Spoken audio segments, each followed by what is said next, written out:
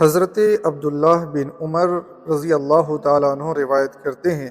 کہ رسول اللہ صلی اللہ تعالیٰ علیہ وسلم نے ارشاد فرمایا، اسلام کی بنیاد 5 ستونوں پر قائم کی گئی ہے۔ لا الہ الا اللہ محمد رسول اللہ صلی اللہ تعالیٰ علیہ وسلم کی گواہی دینا، یعنی اس حقیقت کی گواہی دینا کہ اللہ تعالیٰ کے سوا کوئی عبادت اور بندگی کے لائق نہیں، اور محمد صلی اللہ تعالیٰ علیہ وسلم اللہ کے بندے اور رسول ہیں۔ نماز قائم کرنا، زکوٰۃ ادا کرنا، حج کرنا اور رمضان مبارک کے روزے رکھنا۔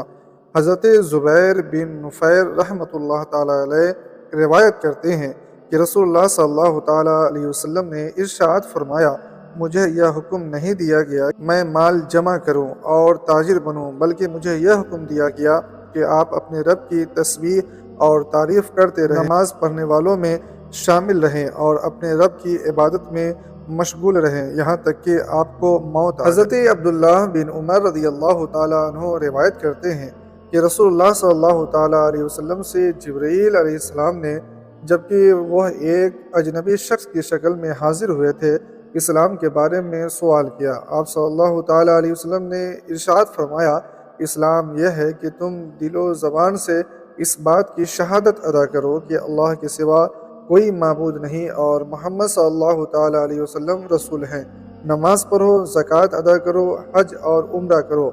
جنابت سے پاک ہونے کے لیے غسل کرو، وضو کو پورا کرو اور رمضان کے روزے رکھو۔ حضرت جبرائیل علیہ السلام نے پوچھا، جب میں یہ سارے اعمال کر لوں تو کیا میں مسلمان ہو جاؤں گا؟ ارشاد فرمایا، ہاں۔ حضرت جبرائیل علیہ السلام نے عرض کیا، آپ نے سچ فرمایا۔ حضرت قرب بن داموس رضی اللہ تعالیٰ عنہ فرماتے ہیں کہ ہماری ملاقات نبی کریم صلی اللہ تعالیٰ علیہ وسلم سے حجۃ الوداع میں ہوئی۔ ہم نے عرض کیا، یا رسول اللہ صلی اللہ تعالیٰ علیہ وسلم، آپ ہمیں کن چیزوں کی وصیت فرماتے ہیں؟ تو آپ صلی اللہ تعالیٰ علیہ وسلم نے ارشاد فرمایا، میں تم کو اس بات کی وصیت کرتا ہوں کہ نماز قائم کرو، زکوٰۃ ادا کرو، بیت اللہ کا حج کرو اور رمضان کے روزے رکھو۔ اس میں ایک رات ایسی ہے جو 1000 مہینوں سے بہتر ہے۔ مسلمان اور ذمہ سے معاہدہ کیا ہوا ہو کہ قتل کرنے کو اور ان کے مال لینے کو حرام سمجھو، البتہ کسی جرم کے ارتکاب پر اللہ تعالیٰ کے حکم کے مطابق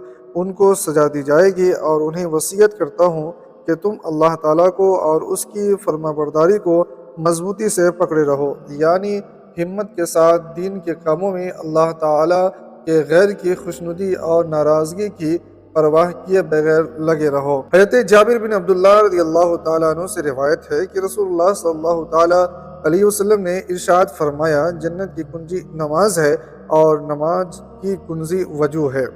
حضرت انس رضی اللہ تعالیٰ عنہ روایت کرتے ہیں کہ رسول اللہ صلی اللہ تعالیٰ علیہ وسلم نے ارشاد فرمایا، میری آنکھوں کی ٹھنڈک نماز میں رکھی گئی ہے۔ حضرت عمر رضی اللہ تعالیٰ عنہ فرماتے ہیں کہ رسول اللہ صلی اللہ تعالیٰ علیہ وسلم نے ارشاد فرمایا کہ نماز دین کا ستون ہے۔ حضرت علی رضی اللہ تعالیٰ عنہ سے روایت ہے کہ رسول اللہ صلی اللہ تعالیٰ علیہ وسلم نے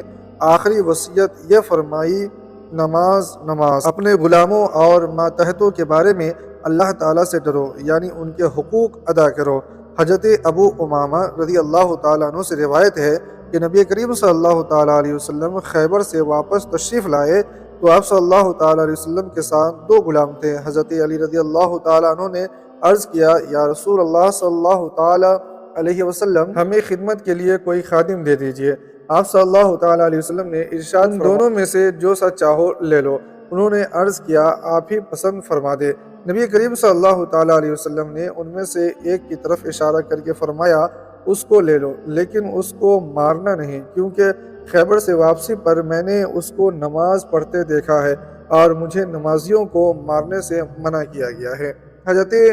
عبادہ بن صامت رضی اللہ تعالیٰ عنہ فرماتے ہیں کہ میں نے رسول اللہ صلی اللہ تعالیٰ علیہ وسلم کو یہ ارشاد فرماتے ہوئے سنا کہ اللہ تعالیٰ نے 5 نمازیں فرض فرمائی ہے، جو شخص ان نمازوں کے لیے اچھی طرح وضو کرتا ہے، انہیں مستحب وقت میں ادا کرتا ہے، رکوع سجدہ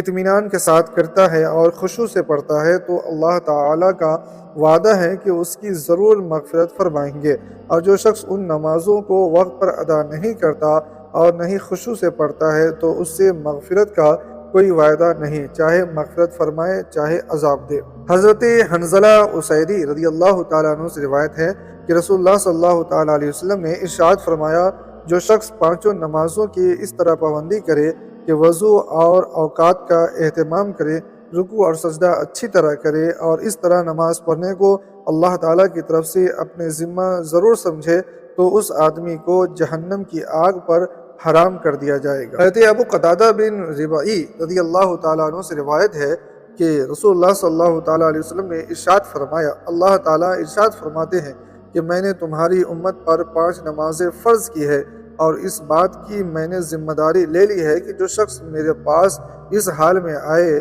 اس نے ان 5 نمازوں کو ان کے وقت پر ادا کرنے کا اہتمام کیا ہوگا، اس کو جنت میں داخل کروں گا، اور جس شخص نے نمازوں کا اہتمام نہیں کیا ہوگا تو مجھ پر اس کی کوئی ذمہ داری نہیں، چاہے تو معاف کر دوں یا سزا دوں۔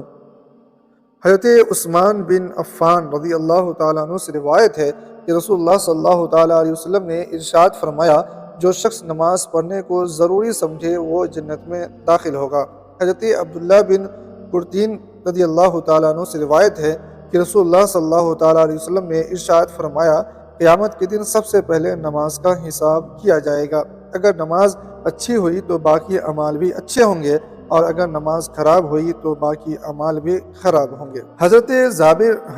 جابر رضی اللہ تعالیٰ عنہ فرماتے ہیں کہ ایک شخص نے نبی کریم صلی اللہ تعالیٰ علیہ وسلم سے عرض کیا، فلاں شخص رات میں نماز پڑھتا ہے، پھر صبح ہوتے ہی چوری کرتا ہے۔ نبی کریم صلی اللہ تعالیٰ علیہ وسلم نے ارشاد فرمایا، اس کی نماز اس کو اس برے کام سے عنقریب ہی روک دے گی۔ حضرت سلمان رضی اللہ تعالیٰ عنہ سے روایت ہے کہ رسول اللہ صلی اللہ تعالیٰ علیہ وسلم نے ارشاد فرمایا کہ جب مسلمان اچھی طرح وضو کرتا ہے پھر 5 نمازیں پڑھتا ہے تو اس کے گناہ ایسے ہی گر جاتے ہیں جیسے یہ پتے گر رہے ہیں۔ پھر آپ صلی اللہ تعالیٰ علیہ وسلم نے قرآن کریم کی آیت تلاوت فرمائی جس کا ترجمہ اس طرح ہے، اے محمد، آپ دن کے دونوں کناروں اور رات کے کچھ حصوں میں نماز کی پابندی کیا کیجیے، بے شک نیکیاں برائیوں کو دور کر دیتی ہے۔ یہ باتیں مکمل نصیحت ہے ان لوگوں کے لیے جو نصیحت قبول کرتے ہیں۔ حضرت ابو ہریرہ رضی اللہ تعالیٰ عنہ سے روایت ہے کہ رسول اللہ صلی اللہ تعالیٰ علیہ وسلم نے ارشاد فرمایا کہ 5 نمازیں، جمعہ کی نماز پچھلے جمعہ تک اور رمضان کے روزے پچھلے رمضان تک درمیانی اوقات کے تمام گناہوں کے لیے کفارہ ہے، جبکہ ان اعمال کو کرنے والا کبیرہ گناہوں سے بچے۔ حضرت ابو ہریرہ رضی اللہ تعالیٰ عنہ سے روایت کرتے ہیں کہ رسول اللہ صلی اللہ تعالیٰ علیہ وسلم نے ارشاد فرمایا کہ جو شخص ان 5 فرض نمازوں کو پابندی سے پڑھتا ہے وہ اللہ تعالیٰ کی عبادت سے غافل رہنے والوں میں شمار نہیں ہوتا ہے۔ حضرت عبداللہ بن عمر رضی اللہ تعالیٰ عنہ سے روایت ہے کہ ایک دن نبی کریم صلی اللہ تعالیٰ علیہ وسلم نے نماز کا ذکر فرماتے ہوئے ارشاد فرمایا کہ جو شخص نماز کا اہتمام کرتا ہے تو نماز اس کے لیے قیامت کے دن عذاب سے بچنے کا ذریعہ ہوگی، جو شخص نماز کا اہتمام نہیں کرتا اس کے لیے قیامت کے دن نہ نور ہوگا، نہ اس کے پورے ایماندار ہونے کی کوئی دلیل ہوگی، نہ عذاب سے بچنے کا کوئی ذریعہ ہوگا، اور وہ قیامت کے دن فرعون، حامان اور ابی بن خلف کے ساتھ ہوگا۔ حضرت ابو مالک اشجعی رضی اللہ تعالیٰ عنہ اپنے والد سے روایت کرتے ہیں کہ رسول اللہ صلی اللہ تعالیٰ علیہ وسلم کے زمانے میں جب کوئی شخص مسلمان ہوتا تو صحابہ کرام رضی اللہ تعالیٰ عنہم سب سے پہلے اسے نماز سکھاتے تھے۔ حضرت ابو امامہ رضی اللہ تعالیٰ عنہ سے روایت ہے کہ رسول اللہ صلی اللہ تعالیٰ علیہ وسلم سے دریافت کیا گیا کہ یا رسول اللہ، کون سے وقت کی دعا زیادہ قبول ہوتی ہے؟ ارشاد فرمایا، رات کے آخری حصے میں اور فرض نمازوں کے بعد۔ حضرت ابو سعید خدری رضی اللہ تعالیٰ عنہ سے روایت ہے کہ انہوں نے رسول اللہ صلی اللہ تعالیٰ علیہ وسلم کو یہ ارشاد فرماتے ہوئے سنا، 5 نمازیں درمیانی اوقات کے لیے کفارہ ہے، یعنی ایک نماز سے دوسری نماز تک جو صغیرہ گناہ ہو جاتے ہیں وہ نماز کی برکت سے معاف ہو جاتے ہیں۔ اس کے بعد نبی کریم صلی اللہ تعالیٰ علیہ وسلم نے ارشاد فرمایا، ایک شخص کا کوئی کارخانہ ہے جس میں وہ کچھ کاروبار کرتا ہے، اس کے کارخانے اور مکان کے درمیان 5 نہریں پڑتی ہیں، جب وہ کارخانے میں کام کرتا ہے تو اس کے بدن پر